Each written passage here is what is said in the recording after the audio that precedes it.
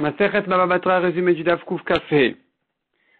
On s'était arrêté sur une discussion entre entre Rav Nachman et Rabba, entre Rabba et Rav Nachman, concernant un homme qui est mort et son emprunteur a remboursé ses dettes après sa mort. Est-ce que le fils aîné prendra sur ce remboursement-là sa part d'aînesse, oui ou non? Et les Bnei Rabba avait dit, il prend oui. Donc un prêt qui était remboursé après la mort, le fils aîné prend là-dessus sa double part. Et Rav Nachman et Rabba étaient en discussion là-dessus. De quelle manière ça a été remboursé pour permettre au fils aîné de prendre double part? Selon Rav Nachman en argent, selon Rabba en terrain. Abaye vient objecter Rabba en lui disant ce que toi tu dis c'est un problème, ce que Rav Nachman a dit c'est un problème, quelle différence entre argent et terrain? Les deux n'étaient pas au père de son vivant, et comment tu vas distinguer entre l'un et l'autre? Deuxièmement, il y a des contradictions sur Rav Nachman lui-même, contradictions sur Rabba lui-même, qui d'une part, Rabba ici considère que le terrain, le fils aîné prend double part, donc c'est comme si c'était au père de son vivant, et ailleurs Rabba nous dit, non, c'est pas comme si c'était de son vivant déjà, c'est pas comme s'il avait reçu de son vivant, un terrain qui arrivait après la mort n'est pas comme s'il avait reçu de son vivant, et donc c'est une contradiction dans Rabba. Dans Rav Nachman aussi une contradiction. Rav Nachman dit par ailleurs, des orphelins qui ont encaissé un terrain pour le prêt de leur père doivent lui le donner aux créanciers de leur père. Donc tu vois que c'est considéré comme si ça appartenait au père de son vivant, alors que Rav Nachman dit c'est que l'argent qui est considéré comme appartenant au père de son vivant pour permettre au fils aîné de prendre double part, mais pas sur un terrain. Donc Rav Nachman aussi se contredit. Et Rabba répond à Abaye, il n'y a pas de cachia ni sur moi ni sur Rav Nachman. En réalité, nous sommes bien d'accord à ne pas distinguer entre argent et terrain.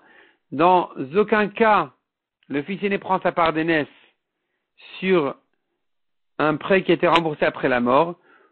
Aussi bien si c'était remboursé en argent qu'en terrain, le fils aîné ne prend pas double part.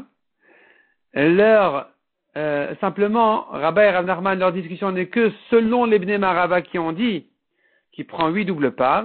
Comment interpréter les paroles des Bnei Rabba de manière à ce que ce ne soit pas trop à l'extrême, de dire qu'il prend dans tous les cas? C'est là où Rabba et Rav Nachman ont été contraints de dire il s'agit soit que d'argent, soit que quand c'était remboursé en terrain.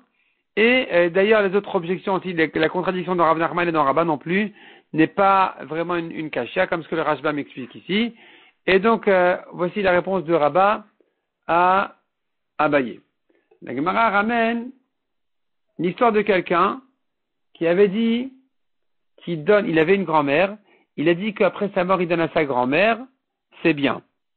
Et qu'après la mort de sa grand-mère, il dit que ça reviendra à ses héritiers de lui-même, et pas aux héritiers de la grand-mère.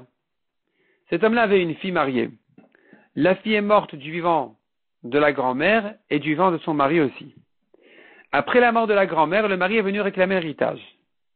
Là-dessus, nous avons une marloquette entre Ravuna et Ravanan. Est-ce que le mari a le droit de prendre cet héritage, oui ou non? Selon Ravuna,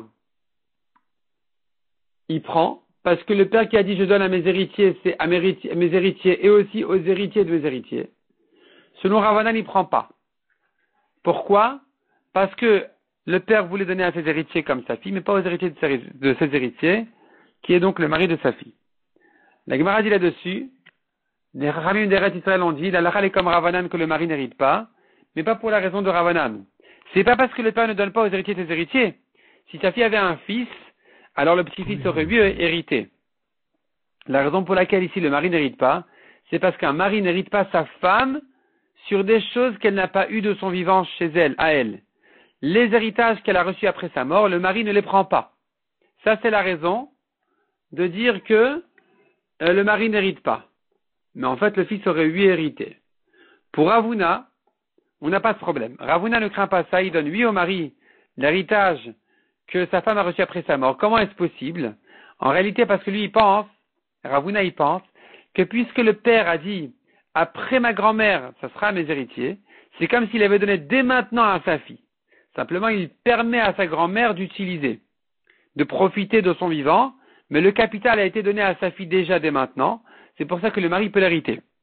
La Gemara objecte cela et dit, Rabba il objecte ça, il dit non, c'est pas logique de dire ça, que le mari peut hériter de sa femme et tu considères comme si le capital avait été donné déjà à la femme dès le début, parce que la grand-mère a le droit de vendre et de ne rien laisser à la petite fille.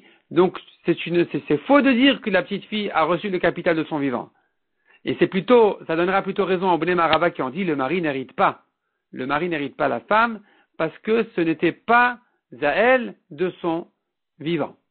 L'Agmara conclut étrange la halakha dira papa, un mari n'hérite pas ce que la femme n'avait pas de son vivant. Les héritages qu'elle a reçus après sa mort, le mari ne les prend pas. Pareil, un fils aîné ne prend pas sa part d'aînesse sur ce qui n'était pas à son père de son vivant. Les héritages qu'il a reçus après sa mort, eh bien, ou même les prêts qui ont été remboursés après sa mort, le fils aîné ne prend pas là-dessus sa part d'aînesse, aussi bien si ça a été remboursé en terrain qu'en argent.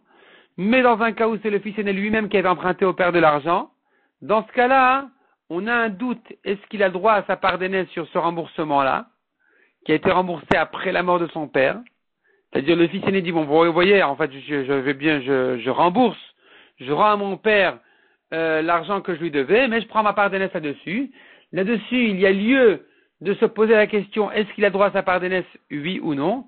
Et donc, ils devront cela partager, moitié-moitié. La moitié, il prend le fils aîné, et le reste, prennent l'autre moitié.